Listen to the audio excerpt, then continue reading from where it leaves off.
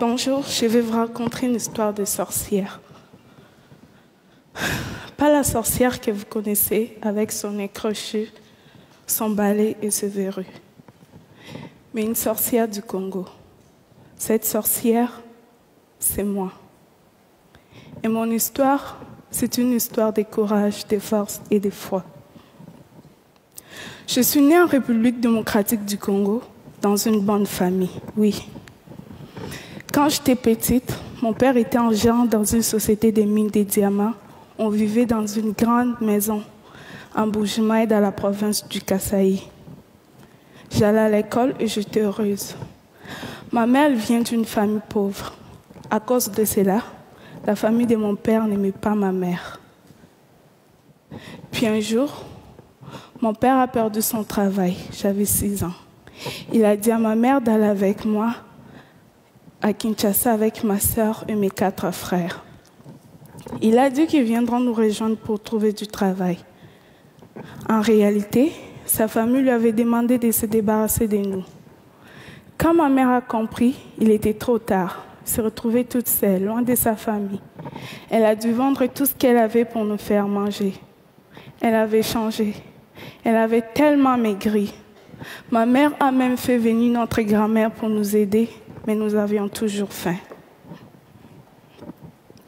Alors, ma mère a commencé à nous envoyer chez des amis. On faisait des kilomètres à pied pour aller chercher de la nourriture. C'est comme ça qu'un soir, je me suis retrouvée chez une dame qui m'avait donné à manger pour la famille. Mais elle était trop tard pour retourner. Elle m'a proposé de dormir chez elle et de repartir le lendemain matin. Durant la nuit, je parlais dans mon sommeil. Ça ne vous paraît pas très grave, n'est-ce pas? Mais cette amie a dit à ma mère que je parle aux démons. Et en même temps, ma mère et ma grand-mère sont allées demander des conseils chez des prophètes, ceux qui représentent Dieu.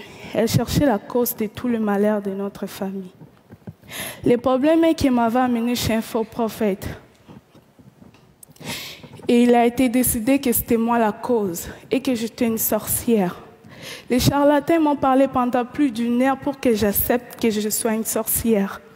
Il a crié sur moi sans arrêt. Ils m'ont fait boire 5 litres d'eau avec des herbes dégueulasses. Ils m'ont dit de vomir les viandes des gens que j'aurais mangées dans le monde des ténèbres. Imaginez-vous la scène, une enfant de 7 ans face à plusieurs adultes qui crient sans arrêt. On me tapait même dans le dos pour faire sortir cette viande. À un moment donné, j'avais peur et j'étais tellement fatiguée. Et j'ai fini par dire oui, je suis une sorcière. Je croyais qu'en disant oui, que le mal allait s'arrêter, mais j'étais devenue une sorcière, malgré moi. Une fois qu'on m'a nommée sorcière, c'était impossible de retourner en arrière. Ma mère a accepté la situation, mais ça ne veut pas dire que ma mère ne m'aimait pas. Et en même temps, comme la situation ne changeait pas dans la maison, sans argent, sans nourriture, ma mère a décidé de partir avec sa sœur en Angola pour aller trouver du travail. Leur plan n'a pas marché. Et ma mère se retrouvait toute seule, coincée en Angola, sans argent, sans nourriture. Et finalement, elle n'est pas revenue. Contre sa volonté, elle a été forcée de nous abandonner, elle aussi. On a perdu toutes les communications avec elle. Et on est resté avec grand-mère. Pendant 2 ans, j'ai été traitée comme une sorcière. Les accusations, les cris, les jeûnes forcés, les piments dans les yeux. Elle disait que c'était moi la cause. Si ma mère n'appelait plus, elle pensait qu'elle était morte et que je l'avais sacrifiée. Elle a dit à tout le monde de ne pas m'aider, de ne pas me parler, de ne pas jouer avec moi. Dans mon quartier, on ne me laissait pas m'approcher des autres enfants. J'étais toute seule. J'étais pauvre. J'avais faim. Mais j'étais surtout pauvre d'amour. Et finalement, ma grand-mère, elle m'a chassée de la maison. Je suis devenue une chérie, une enfant de la rue. Dans la rue, on est comme des papillons. Là où le sommeil nous trouve, c'est là où on dort. Dans la rue, On devient des soldats pour survivre. On oublie la lecture et l'écriture pour apprendre à se battre. Dans la rue, j'ai vendu des lots, des arachides, j'ai fait des ménages. Mais à chaque fois que je voyais les autres enfants aller à l'école, je me rappelais des jours où j'étais heureuse. Je pleurais. Je me demandais si un jour je pourrais sortir de la rue. Puis un jour, ma chance a tourné. J'ai participé dans un documentaire Kinshasa Kids. On m'a payé et j'ai tout de suite voulu donner cet argent à ma famille. Car même dans la rue, dès que j'avais quelque chose, je passais aller voir ma famille pour leur donner. Ma grand-mère a pris de l'argent, elle m'a encore remis dans la rue. Plus tard, j'ai entendu parler d'un film canadien qui s'est tourné à Kinshasa. La même personne qui s'occupait du casting alors me connaissait, j'ai été invitée au casting. Je me suis retrouvée face au regard des enfants riches qui étaient là en édition. Même si j'avais envie de me sauver à cause de leur regard, je suis restée et j'ai tout donné pour avoir le rôle. Pour moi, c'était une façon de changer ma situation. J'ai eu le rôle principal dans le film. C'était bien cool. La production, ils m'ont mis dans une grande maison, je pourrais manger tous les jours et avoir tout ce que je voulais. Mais malgré tout ce qui se passait, j'étais triste. J'en ai parlé à Kim, le réalisateur. Ma vie était belle, mais mes frères et sœurs, ils étaient toujours dans la misère. Je ne me sentais pas bien quand je mangeais en sachant qu'ils avaient faim. Alors, l'équipe et Kim ont donné de l'argent à ma famille. Et quand l'équipe sont entrés chez eux, ils ne m'ont pas laissé comme ça. Ils ont trouvé une maison d'accueil et ils ont fait en sorte pour que je puisse retourner à l'école. Moi qui en rêvais depuis si longtemps. C'est là où cette histoire des sorcières devient un conte de fées. Le film a eu beaucoup de succès. Je suis passée des rues de Kinshasa au tapis rouge des festivals.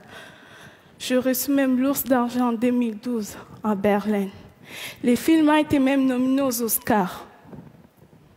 Et aujourd'hui, j'ai 18 ans et que j'ai reçu 18 prix dans le monde. Les Oscars, c'était cool. Mais pour moi, les plus beaux jours de ma vie, c'est celui pour la première fois, après des années dans la rue, je suis retournée à l'école. S'il y a des enfants dans la rue, partout dans le monde, c'est souvent parce que les parents n'ont pas eu les droits d'éducation. Comprenez-moi bien, le problème est profond. La pauvreté, c'est ce qui amène le manque d'éducation. Chez moi, envoyer les enfants à l'école, c'est un luxe. Mais sans éducation, on risque de se faire rencontrer n'importe quoi par les autres qui vous disent quoi faire et quoi penser. Ma mère n'était pas bête. C'est elle qui m'a appris comment pardonner et comment avoir confiance en soi-même. Mais elle s'est fait prendre dans un piège. Vous savez tous que l'éducation est importante. Mais comment se fait-il que l'éducation reste ici et que l'éducation n'est pas arrivée dans le village de ma mère avant ma naissance? C'est pas cool qu'aujourd'hui, avec tout ce qui existe de technologies et d'idées, que ça ne puisse pas se faire. L'ignorance produit des sorcières. L'ignorance peut tuer.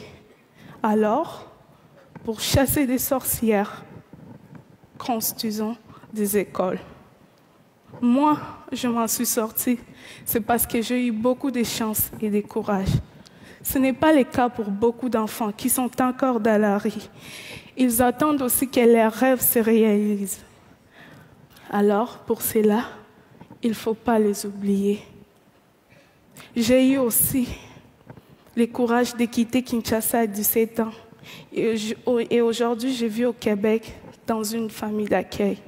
Je poursuis mes rêves, mes études et je reprends les temps qu'on m'avait volés.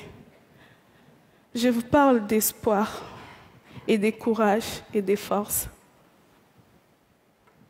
Je ne vais pas complaire sur moi. Je ne vais pas complaire sur moi.